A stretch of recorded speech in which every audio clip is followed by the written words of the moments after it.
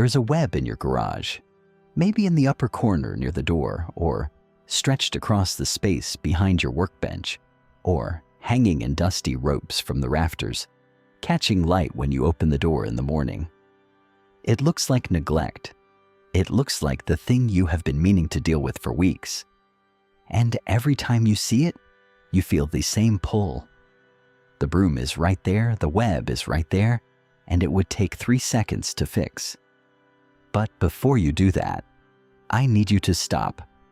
Because that web is not a sign of neglect. It is not an eyesore. It is not a problem at all. It is a trap. A carefully engineered, actively maintained precision trap for the exact creatures you most want to keep out of your garage, your car, your home, and your family's living space.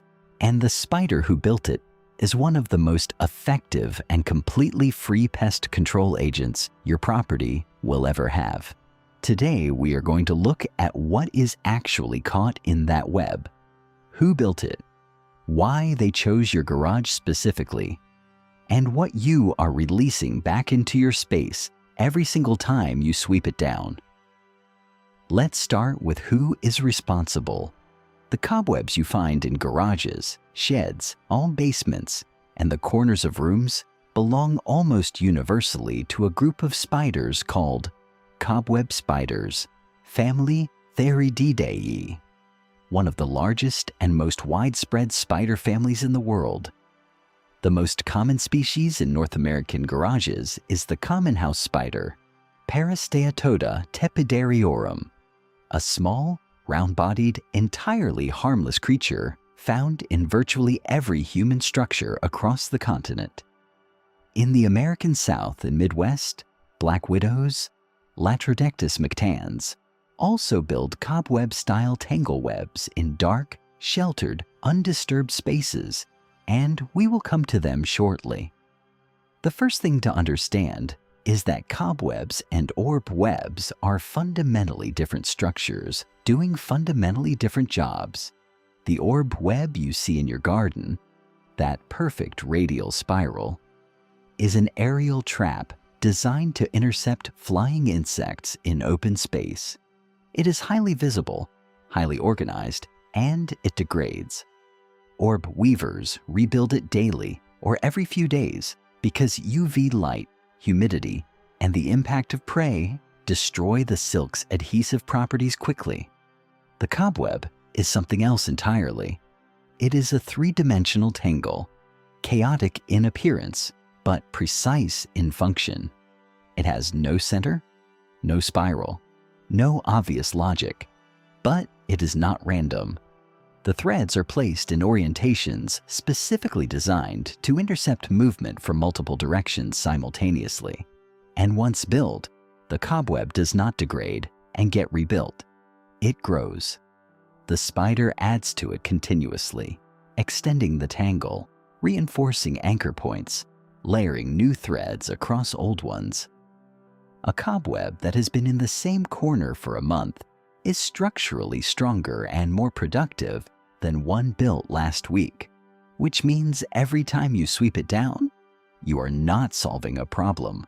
You are creating one. You are erasing weeks of construction and releasing whatever was already caught into the surrounding air. Now, what is it actually catching? This is the part that most people have never thought through carefully. The cobweb in your garage is not catching dust. It is catching things you actively want caught. Mosquitoes. Any mosquito that enters your garage seeking warmth or moisture enters a three-dimensional tangle with no clear exit.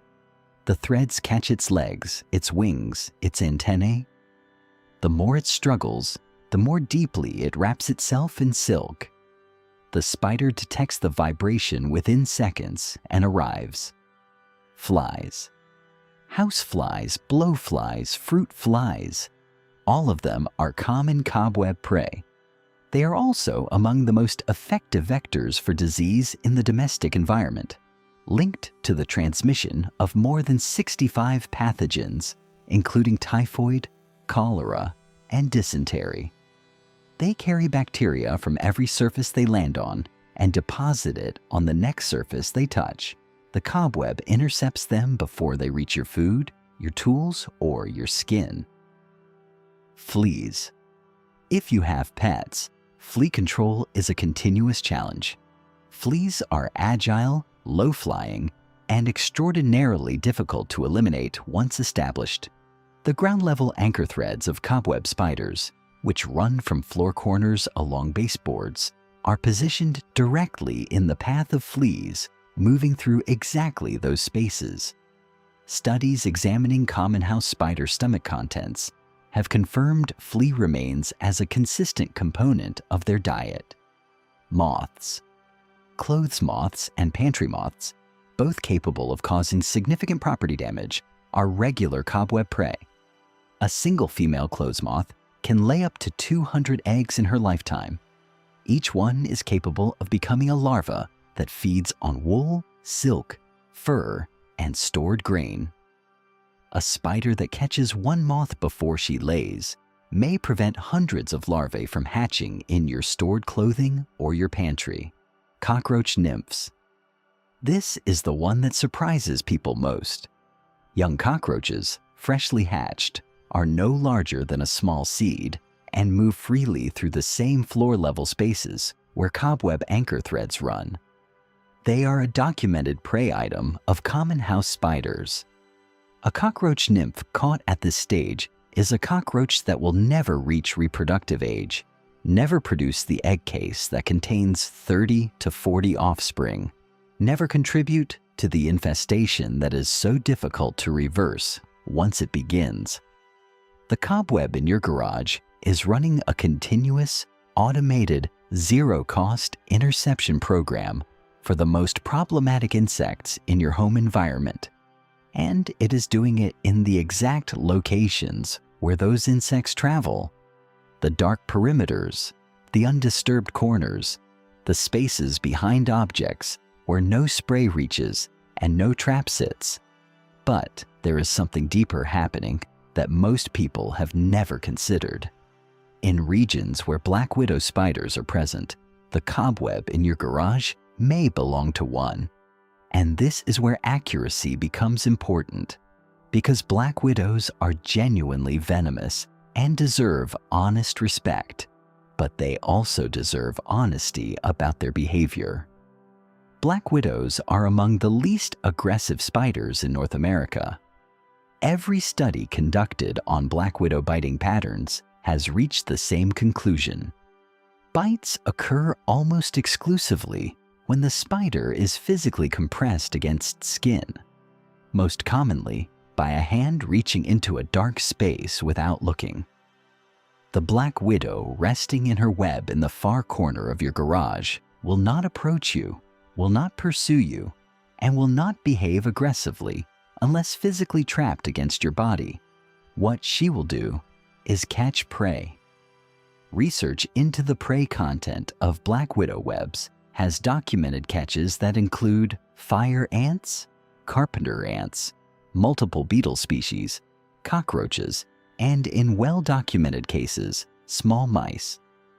The black widow's silk is among the tensile strongest biological materials ever measured, and it is capable of holding prey that no other spider in your garage could restrain. For the common house spider, the case is even simpler. Small, pale brown, non-venomous in any medically meaningful sense, and relentlessly productive. Researchers now classify many house spider populations not as occasional indoor invaders, but as a commensal population, animals that have co-evolved with human structures over thousands of years. They are adapted to our temperature cycles, our light schedules, the specific insects that human food storage and waste reliably produces. In the most literal biological sense, they did not move into your garage. They evolved alongside structures like it. In a very real sense, your garage is their natural habitat. In ancient Rome, a spider found inside the home was considered a protective presence, associated with the goddess Minerva, the weaver of fate. Across medieval Europe, spiders were deliberately left in homes because their webs were believed to ward off plague-carrying flies, an intuition that the biology has since confirmed as functionally accurate. In the folk traditions of rural England and Scotland, the house spider was called the money spider, and deliberately killing one was considered to invite misfortune into the household. These were not superstitions born from ignorance. They were the observed patterns of generations of people who lived closer to the consequence of pest infestation than most of us will ever know. They noticed that homes with spiders had fewer flies, fewer moths, fewer of the creatures that destroyed food stores and carried sickness. They were right. They just didn't yet have the language of Theridiidae and commensal ecology to explain why.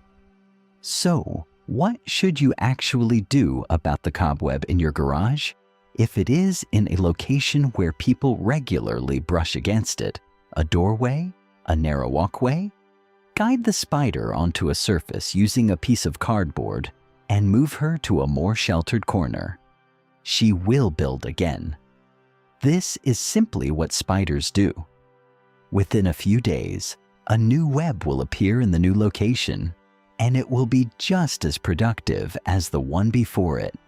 If it is in an unused corner under a shelf, behind equipment, along a baseboard, leave it completely alone. The web will grow. The spider will work. The catch rate will increase over time, and that corner will quietly become the most effective pest trap on your property, operating continuously, without chemicals, without cost, and without any maintenance from you. What you should not do is sweep it down as a reflex, because what you are destroying is not dust and dead threads. It is weeks of construction, an active filtration system for the air and insects in your space, and an animal that has been working in your favor continuously, invisibly, in the exact corner where you were about to swing a broom. The next time you see a cobweb in your garage, stop before you reach for anything. Look at what is already in it. Count the husks in the threads. Every small dried body hanging there was something that was heading deeper into your home. The spider got there first. Leave the web. Leave the spider to her work. And if you have ever taken a close look at what was actually caught in a garage cobweb and felt that moment of real surprise, share it in the comments below. I read every single one, and this community has shown me things about the creatures sharing our spaces that I never expected to find. And if you want to understand the next quiet worker already doing essential work somewhere in your home or garden, the next story is already waiting for you.